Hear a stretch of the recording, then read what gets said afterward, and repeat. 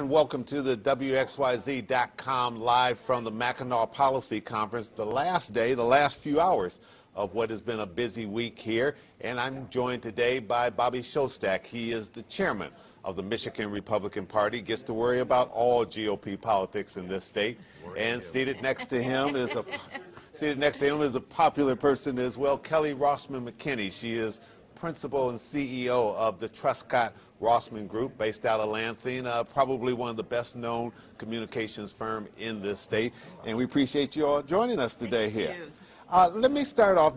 I was talking to Sandy Barua, president and CEO of the Detroit Regional Chamber the other day, and he didn't bill this as a Southeast Michigan conference. He billed it as a state conference, even though his headquarters is in the city of Detroit.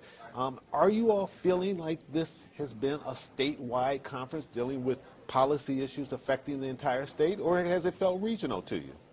I think it's both, don't you, Bobby? Yeah, I think it has, no question. I think a lot of it has to do with the fact that the business leader groups, the Regional Renaissance Center group, Renaissance Group, Detroit Renaissance, Detroit Renaissance, and West now Michigan. business leaders from Michigan. Michigan business leaders has become more statewide. You know, for a long time, the Grand Rapids, West Michigan folks really weren't a part of this. They kind of stepped away. I think that's made a big difference. Well, and in fact, a number of participants have been from other parts of the state than Southeast Michigan. Rick DeVos was on the innovation panel. Mike Chandrinoa, who used to lead Perigo, was on the panel this morning. So there's been a great combination of what's going on in Southeast Michigan, because what happens in Southeast Michigan has a dramatic impact on the rest of the state. But then we're talking about statewide policy as well. That's a great combo. It really is. There was certainly a time in which it was sort of like East versus West in this state, especially politically. Are you feeling as though those walls are finally starting to come down? Yeah, I don't think there are walls right now. Do you? No, and I think, again, the governor's had a big impact on that. You know, first of all, state's on better track. I think everybody agrees with the agenda. You know, it's a variation, but agrees with the direction. And as a result, the business leaders on both sides of the state are coming together. Legislators on both sides of the state are coming together. The elected officials around the various communities, the region, they're coming together. And so I think that this wall that I think we saw, for 10 years maybe, has come down. This conference has felt a little different this time around because primarily because a lot of our key legislators in Lansing, in the House and in the Senate, haven't been here. They're back in Lansing trying to iron out and work out a budget for this state. Has that been good or bad? Has it felt different? You just remarked to me, Kelly, that for the first time, the Fab Five, the four big leaders in Southeast Michigan, and then they added the leader of Washtenaw County, that room wasn't packed the way it usually is.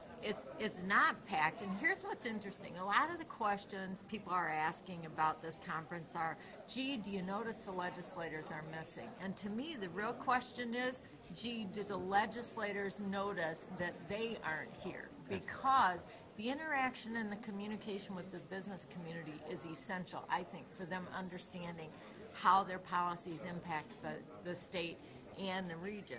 But as a policy attendee for 20 plus years, their absence is a no-brainer. I mean, it's just not having an impact other than the revenues at Horns, the Mustang, the Pink Pony, the golf course, the things that lobbyists generally pay for. And it's exponential too. Their staffs, the lobbyists, they're all not here.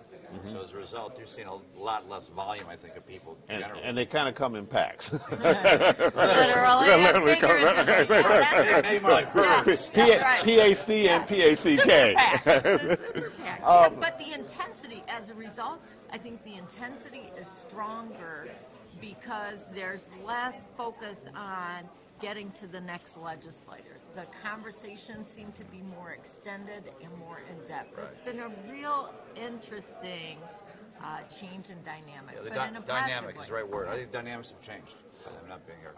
Let's talk politics here for a little bit. This is a big election year, both in the state but also on a national level. At the top of the ticket, President Obama, and then Mitt Romney, a former governor of Massachusetts who has great roots in the city of Detroit and also in the state of Michigan. It's going to be the two of them. and the polls are showing that they're about neck and neck.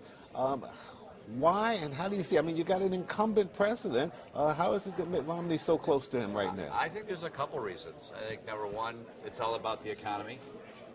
The economy in the country is struggling, yet the economy in Michigan is improving. You have a business guy leading the state. You have a Mitt Romney coming out of the business world, the private sector, who has solutions, direction, at least new ideas and direction for the U.S. economy. That has an impact on people's thinking. So much of Obama's policies are at odds with most of America, not all of America, and not just Republicans, but independents. As usual, independents will have a big role in this election, and it's close in Michigan. It's not, a certainty that Mitt wins Michigan by any means, but it's close, and Mitt's doing well around the country in key states. And I think that you focus on what the issues are. People do. It's about the economy, how their lifestyles, how their jobs are going. And Obama hasn't, made it a better picture for a lot of folks. Kelly, are you reading it the same way? Let's go. I had a feeling you were going to agree with this. You were holding your breath yes, there. I was really about ready to give you a clip on the back. I was thinking about 5 or 10 minutes there. Let me. So here's what's important. Last night, Donna Brazil and Tucker Eskew. Donna's a Democratic consultant, Tucker's a Republican consultant, and then moderated by Harold Ford. Right. They had a session here last night. It was great. It was spirited, it was humorous, and basically there was, I think, a great recognition that it's the voters in the middle who will determine this election. Mm-hmm. Who don't necessarily like Democrats or Republicans. They go don't back like and forth, right? Yeah, exactly. Yeah. As Donna Brazil said, the folks in the middle are the fickle voters. At the same time, though, in this chamber event, they had one of those click-to-vote setups. Remote controls, right? Yeah. And Obama won big. 71% to 29%, because all of Bobby's people were in the bar. That's my theory. You got a rebuttal for that one? Bobby's people were focusing on the things that will make a difference in moving the economy forward. Right, they were in the bar. And that's number one. And number two is building jobs in Michigan and around the country. And they may have had a cocktail or two while discussing it. I'll grant you that. That just made for a more spirited conversation, right? And it's legal. Well, they were discussing solutions, and that's the difference. Well, and what will be, sorry, Chuck, but what will be interesting will be in Michigan, because Michigan, I think, really is a bellwether state for this particular national election. Right. And that is, will Mitt Romney's roots have some staying power for him, and also will his approach to the automotive industry, the don't bail Detroit out, will that have a long-lasting impact? And the auto industry is doing well now. Is it going to be that's going to be more of a leading factor, or is it going to be the fact that Republicans are in control of everything in this state right now? And I would imagine that Mitt Romney is sitting back and saying, you know what? You guys ought to be able to deliver this state for me. If not now, when? And we've had that conversation, and this is the time to deliver the state. But I think when you talk about the automotive industry, you got to recognize, yes, they're selling more cars, but they're selling more cars because the engineers that designed them and the folks on the line that are producing them, and they're producing the best cars in the world. They're globally competitive, and it's not a bailout that did that. It's the designers in the showrooms that are selling them, and the design folks that engineered them, and that's what I think we got to recognize. Now, where the money came from, how it got there, we can take that all day long back and forth, you and I, and we're not going to agree. But it's all about, we're selling cars, it's the economy, and Michigan's recovering, and Lansing, under Republican leadership, gets the credit. Well, so just to follow up, and I love Mr. Shostak, but the challenge will be in our state, you said Republican-led, you have a governor who is not what I would consider to be a die-hard Republican Party liner. Do you know what I mean? He didn't come up out of the Republican Party. Right. I think there are times when the party, my perspective, is not pushed heavily by the Tea Party. He's not carrying the water for the party as much as I think he could and possibly should. So I think that's a challenge, but I also think he has a great relationship with Mitt Romney, and that will help drive his support for the president. Real quick, we have 30 seconds left, and we got to get our other guests in here. Will Congressman Thaddeus McCotter, will he get back to Washington, given all the problems that he's having? And will Pete Hoekstra, will he unseat Debbie Stabenow? Because the numbers right now for Debbie Stabenow are looking pretty good if you're a Democrat. Well, Thaddeus McCotter has a lot of work to do to get on the ballot and to be successful. There's no question Oh, about yeah, it. I mean, no doubt. and he knows that.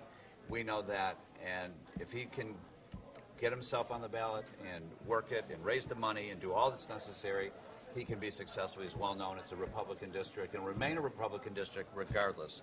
As to beating Debbie Stabenow, guaranteed. All right. Let me just say no and no. And is redistricting going to better do than it? that. 2 words. I don't need to. My Democrats, message just is no. clear. Kelly, yes or no? Will redistricting do a 1-2 punch on the Democrats this time around and make it so that you lose a whole lot of seniority there in Washington? No. Yes and yes. No. All right. We finally got you to not agree on anything. Thanks so much. Bobby Shostak, Chair of the Michigan Republican Party, and Kelly Rossman McKinney with the Truscott Rossman Group. Thanks for sitting in. Don't go away. Stay with us. In just a second, we're going to do it very informally. We're going to get Gary Brown, Council President Pro Tem for the City of Detroit, in, and also Edgar Van. He's right over here. Reverend Bishop Edgar Van of Ebenezer Baptist Church. We're going to get him in as well. We'll be right back. Thanks. All right. Nice being with you. Thanks so much. Thanks so much. You All right. No and no. Not more creative than that? Come on. Elaborate on the truth. All right. We're going to get you right in here. Thanks, buddy. Thank you so much. All right. See you around. Have fun in UP. I will. All right. Good deal. That's good. All right. We're going to get you right in. This left. We'll put you in the middle. There you go. We're going to take you right on there. There you go. We're going to go. All right, thanks. You still on? Yeah. About 18 minutes. Okay. And welcome back to WXYZ.com, live at the Mackinac Policy Conference, the very last day of the Mackinac Policy Conference. If you're just tuning in, only a few more hours here, and there's going to be a throw of people rushing to the ferry, getting off the island to go back and deal with some of the wonderful issues dealing with Southeast Michigan. Joining me now is Gary Brown. He is Council President Pro Tem for the Detroit City Council, and seated next to him is Bishop Edgar Van, who was just recently a Person of the Week on Channel 7, part of the Detroit 2020. He hasn't seen it yet, I understand, but everybody's talking to him about it. So the power of the media is working, and he is in charge of Ebenezer Baptist Church, which is in the city of Detroit. Welcome to WXYZ.com. Let's start with the fiscal issues that have been a real focal point here. I don't care how much they talk about this as being a statewide conference. A whole lot of talk has been about the city of Detroit, the financial future of the city of Detroit, and where are we headed. Gary Brown, mayor, had a press conference out on the porch. He says that you guys are very close in terms of the budget and everything, but where are you in terms of solving the big nut problem? Because everybody's been saying that. The governor's sitting back waiting, saying, let's get this thing done. I thought we have a consent agreement, and it still doesn't seem to be done. Yeah, well, the two issues. First of all, the budget went a lot smoother this year because the mayor and the council, along with the governor's office, set up a revenue consensus committee that established what the probable revenue would be. And then the mayor also cut the budget by $250 million to match the revenue. And so that made this process go a lot smoother. A lot of my colleagues, including me on city council, didn't agree where the cuts were made. So we realigned some of the money. But the mayor sure made the job a lot easier by making the necessary $250 million in cuts and establishing a reasonable amount of revenue that will come in. But that's the easy part. The hard part now is implementing city services and delivering city services with $250 million less than we had last year. And as you know, services weren't delivered very well when we had the additional $250 million. And so now the key is to try to prioritize core services and deliver them well. And anything that the city doesn't do well, any service that we don't deliver well, we should find a way to get out of the business of delivering that services and let either the private sector or, more importantly, the nonprofit sector take over some of that function. Bishop Edgar Van, you have a church in the city of Detroit. You live in the city of Detroit.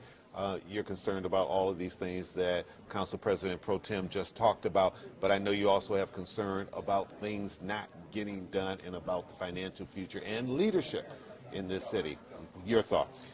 Well, you know, in the middle of everything that's going on, I think that what the people in the community look for and long for is an overarching vision for the future of the city, a preferable long future. range. We're looking at, okay, we know where we are. We're hearing this day by day. we really want to know, where's the city going? And because there are a lot of people here at the dinner table making decisions about whether or not they're going to stay in the city or not. Right. And so city services have a lot to do with that. Crime and safety has a lot to do with that. Education has a lot to do with that. Job creation has a lot to do with it. Why should our talent that we've sent away to college come back and be a part of the renaissance of this city? Let's give them a reason. And so people are looking for that and looking for that overarching vision. Yeah, we're hearing a lot of talk. I certainly heard a lot of talk, a lot of backroom conversations here about future leadership of Detroit, whether or not Mike Duggan should be the next mayor. That people are saying we need somebody who's just going to get things done, stop all the delays. And his allies have been up here, and they make no pretense out of the fact that unofficially he's running for that job. He's moved from Livonia back into the city. You all have heard that talk as well. Sure. Your thoughts? Well, it takes three things to win the mayor's office in the city of Detroit. Number one, you have to be able to raise money, and Mike Duggan has proven that he can raise money. You have to put a formidable team around you. Mike Duggan has shown that he will be able to put a team around him. And third, you have to have a message that will resonate with Detroiters. And I'm sure that he will do the polling, sharpen the message, and he will become a very formidable candidate in the city of Detroit. Certainly, I hear he's going to run whether the Mayor Bing seeks re-election or not. I'm glad to hear that, because I would hope that he wouldn't be doing this based on whatever Mayor Bing does. I'm hoping that he's doing this because it's in the best interest of the city of Detroit, and he thinks he has something to bring to the table, whether the mayor runs or not. Mm-hmm. I'm beginning to hear a lot more among Detroiters that it's not the who that they're so concerned about.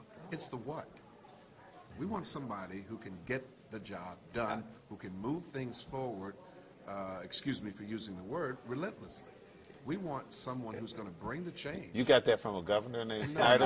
I'm he uses that word a lot. I'm an English major. Okay.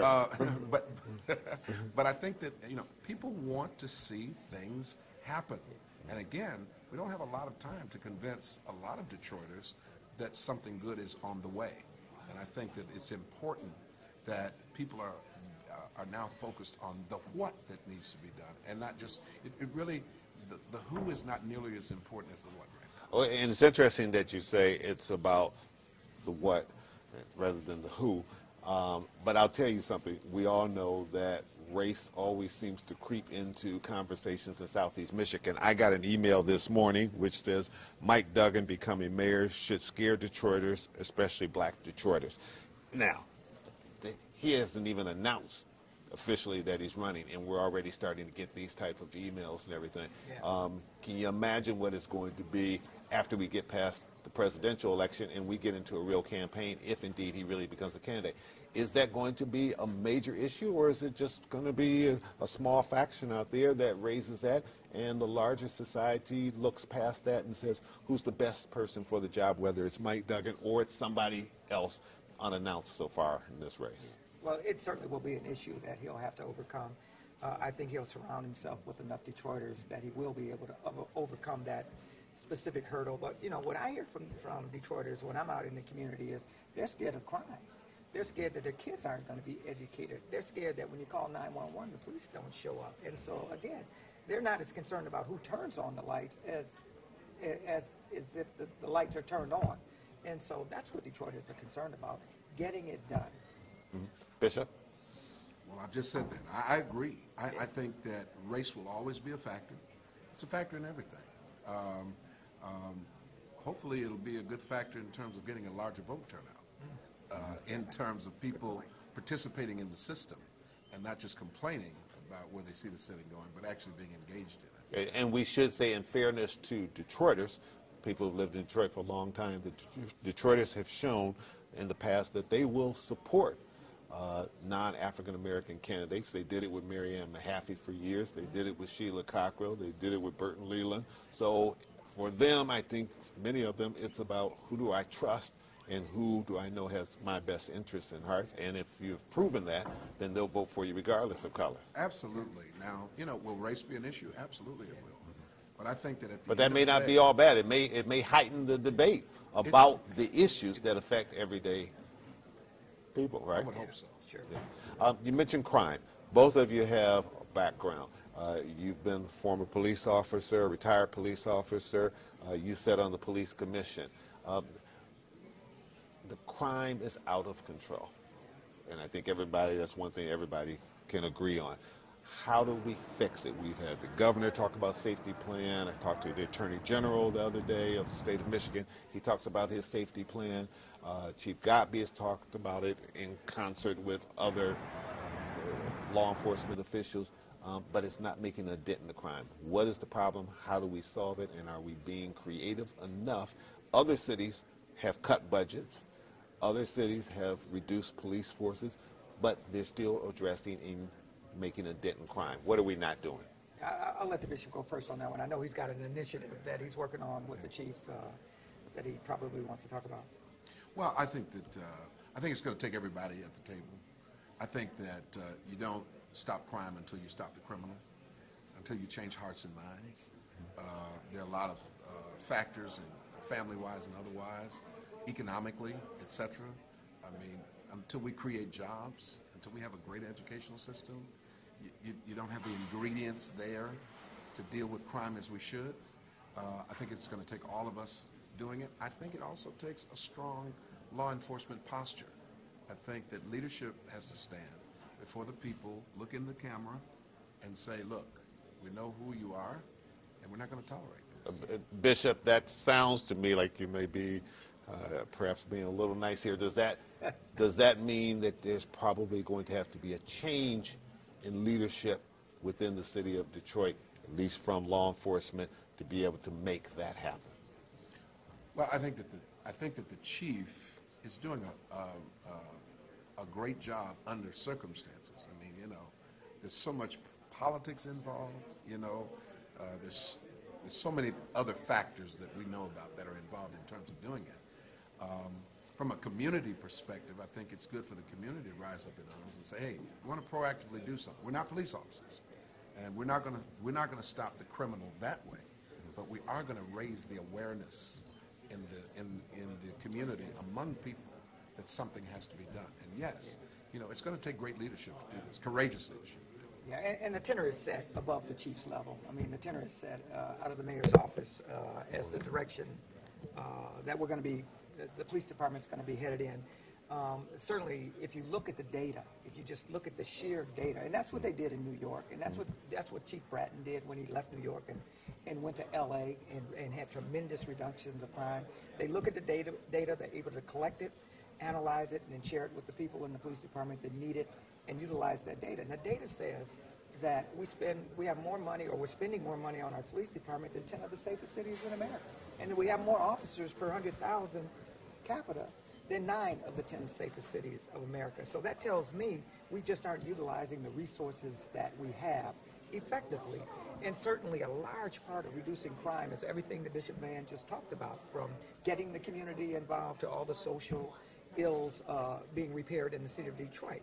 But that doesn't excuse the Detroit Police Department, every man and woman that works in the Detroit Police Department, to understand what the mission should be. And the mission should be reducing the number of crime victims in the city of Detroit. And you do that by removing some of the guns that are being used on our citizens by kids that should be in school and out on truancy, and being more proactive than reactive. And right now, it seems like our strategy is all being placed on the community. It's all being placed on the churches. It's all being placed on everybody except the men and women that are being paid to do that. And so I think we have to better utilize, restructure the Detroit Police Department so that it's not as specialized.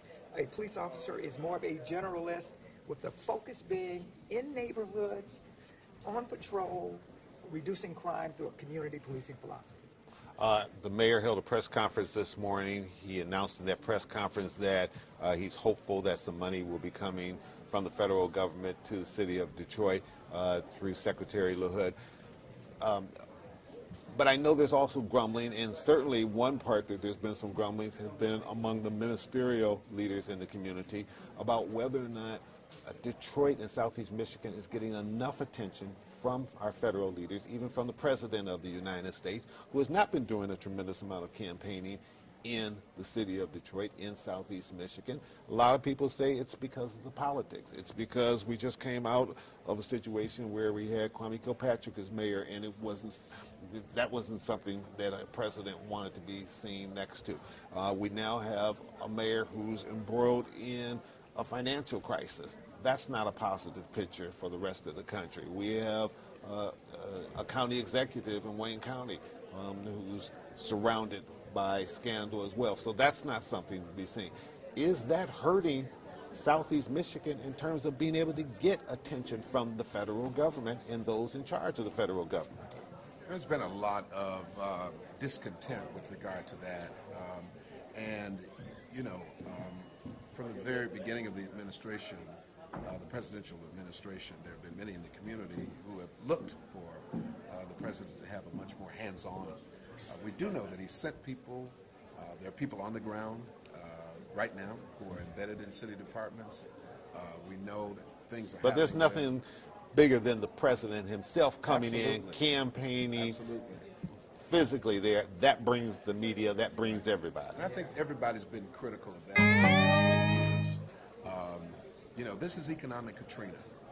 And if, when you talk about urban areas, when you talk about an urban agenda, when you talk about core cities, you can't do that without coming to Detroit, without talking about Detroit. Yeah, Chuck, we receive hundreds of millions of dollars coming through grants and federal programs coming out of the Obama administration. And there is no new money in Washington, in the state. Money's tight everywhere. It's It's about how you slice the pie and who gets the bigger And slice. so our focus really is going to have to be, at least in the short term, maintaining and keeping what we already have and not losing any of those dollars, because this administration is mismanaging it. Not the Kilpatrick administration or anybody else, this administration. So, the focus has to be not losing any of the money that we have until the federal government is in a better position to come in and help Detroit. I think they're helping a lot right now. It's just that we have to utilize those resources better than we have. I mean, the city of Detroit should get out of the business handling a lot of grant money and let people like Vanguard and Bishop Vann's organization, along with Focus Hope, along with Southwest Solutions, met out some of those services and spend some of those dollars that are coming in. And so things that the city doesn't do well, we ought to get out of the business of doing. We should say for people at home, if you're hearing a lot of background noise, it's because the theater session just ended, and so a lot of people are making their way, and the only way to get out is to come by us. We have a couple minutes just left, and let me just take it back to what we started with earlier, this consent agreement. Council President, is City Council very close, because I'm hearing a few different names, of selecting the people they need on this financial review so this consent agreement gets done and we don't end up with the governor saying, you know what, time's out, I've been patient enough. Sure. It's time for me to pull the trigger. Yeah, and we had 4 candidates, four excellent candidates. We still, the governor took one of them, which was Ron Goldsberry, as one of his picks. Who used to be with Ford Motor Company. And now we have 3 left, and by next week, I think we will have 2 of those. If you guys don't move faster, he may take the other ones. Well, they're good candidates. Yeah. So however they get on there is of no consequence to me. I mean, All right. I'm more But than City happy to Council share. will be represented on there. Yeah, and if we miss a week, the first week, then we'll ask our candidates to sit in on the public meeting so that they're up to speed as to what went on in the meeting. We'll make the selection next week, and they'll be in on the second meeting at the latest. Bishop Vann, 30 seconds. You give them some community advice. See, well, the thing is, we'd like for it to move expeditiously. Yeah. We got to get started with this. We're bleeding $360,000 in cash every day. Every 3 days, over $1 million. Now, we've been doing a lot of chin wagging for the last 6-7 months. You can add that up, and you'll know how much money has been lost. What the community wants to see is some positive action, moving in a positive direction, so that we can get started. And you're saying there's taking great care of frustration in the community. Absolutely. And let me say this, Chuck. I mean, and I hope that my colleagues are listening, because if you're throwing sand in the gears of change with this consent agreement, then you're for an emergency manager or you're for bankruptcy. Because you leave them no choice. You leave them no choice. And so anyone that wants to throw sand into the gears of change, therefore an emergency manager or bankruptcy. So let's move forward expeditiously. All right. Council President Pro Tem, thanks for joining us on WXYZ.com. Yes, sir. Bishop, Thank you thank very you for much. joining us as well. And we want to thank you for tuning in. We're here live at the Mackinac Policy Conference, the very last day. And thank you for joining us. Good day.